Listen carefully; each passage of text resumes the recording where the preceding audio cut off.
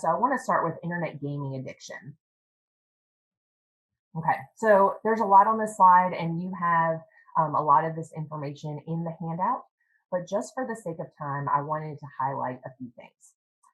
So many forms of internet games exist, and researchers have found the strongest correlation between massively multiplayer online games and gaming addiction. So, for those of you who are not gamers or perhaps haven't heard some of these terms, MMOs are completely immersive experiences. So, they can be highly stimulating and highly rewarding, particularly for those gamers that already have some susceptibilities and vulnerabilities to addiction. So in MMOs, gamers compete and engage with other gamers across the globe in the same virtual space.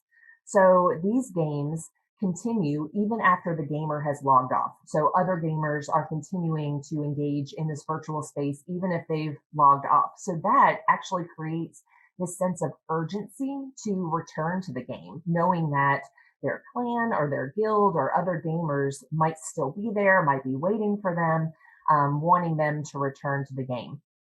So these MMOs also allow for the creation of an avatar to represent the gamer in the virtual world. So for those of you who haven't gamed and some of these terms are like, oh, I didn't know about that, I really suggest that you explore it a little bit, because one of the ways we can build rapport with our clients is to show interest in internet gaming, to use some of their terminology. So asking our clients about their avatar. One of the things that we've learned is that some gamers can develop really strong attachments to their avatars, and greater identification with their avatar is actually linked to higher degrees of internet gaming addiction. So it's important to assess that relationship.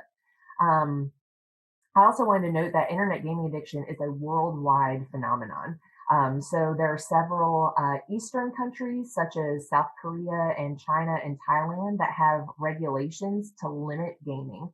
I would say a large portion of our research on internet gaming addiction is coming out of Asian countries. And they have a wide variety of treatment strategies already in place in some of those countries to deal with internet gaming addiction.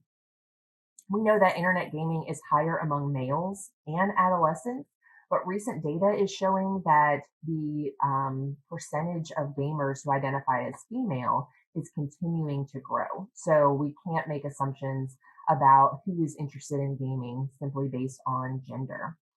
As I mentioned before, for those of you who aren't familiar, esports is a thing. So this is competitive electronic sports. This is a growing phenomenon. It's a multi-million-dollar industry. So in 2019, there were over 5,000 esport tournaments with a total prize money exceeding $230 million. So this is a huge industry. And we have adolescents who may now aspire to be professional gamers.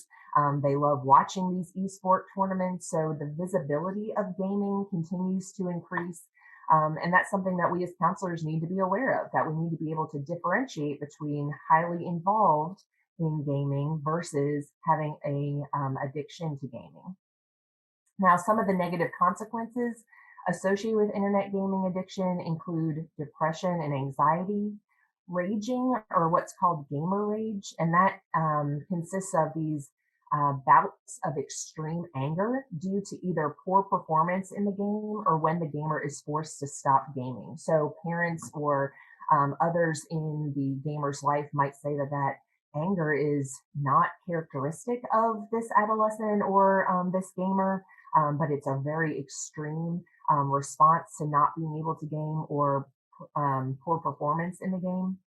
Other negative consequences for us to be aware of as counselors include day-night sleep reversal. So oftentimes gamers might game throughout the night and then they sleep during the day. Poor nutrition and personal hygiene, high caffeine intake so they can stay up to game. Isolation, so we see withdrawal from offline friendships and offline relationships, and a preference for the virtual world over the offline world. And although I'm referencing adolescents quite a bit, this internet gaming addiction is prevalent among adults as well. There's actually a term called a gamer widow, and this is just an expression to reference partners who feel like they have lost their partner to gaming, and it causes a lot of relational conflict. And then finally, it's important that we are aware that there can be financial concerns as a result of internet gaming addiction. So gamers can spend real currency in the game to either buy rewards to enhance their performance, to change their avatar's appearance through skins. They can open what's called loot boxes, which may have things that can be really helpful for them in the game. So they can use real money for these virtual activities.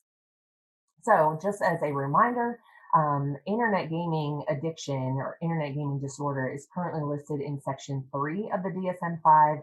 It is a code on the ICD-11. And I just wanted to give you examples of 3 assessments that have good psychometric properties, and these can be used really to, when you start thinking, I'm seeing the 4 C's of addiction, or I'm seeing those 6 components from the components model. I want to do further assessment to see if my client might have internet gaming addiction. Here are 3 scales that you can use. Several of them are in the public domain, and it can be helpful in your clinical practice. I really like the motives for online gaming questionnaire because it gets beyond frequency of gaming and looks more at why are you gaming. And that's part of treatment, is to understand the function of gaming in the client's life and then be able to replace that function or that purpose with something that's more adaptive. There's also 12-step support that's available for internet gaming, like Computer Gaming Addicts Anonymous. Something else I was able to do in writing my book on behavioral addictions was, for each chapter, I interviewed a member of a 12-step fellowship specific to that behavioral addiction.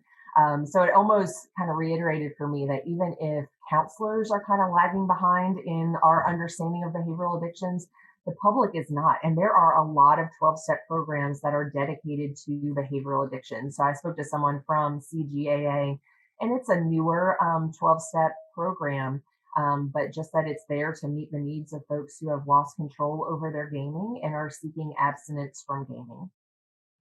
So what about treatment? So just a couple things for us to think about with treatment for internet gaming addiction.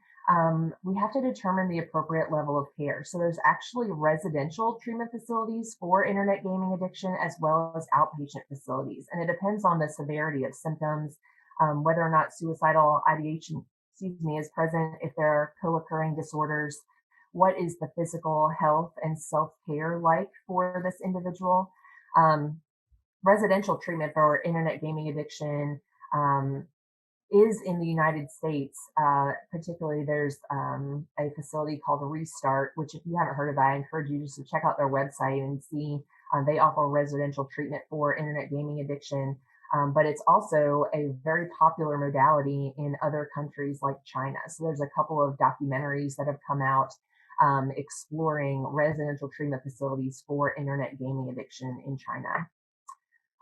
It's important to address withdrawal symptoms. So we have research that shows the withdrawal symptoms of internet gaming disorder can include sleep disturbances, anger, and irritability.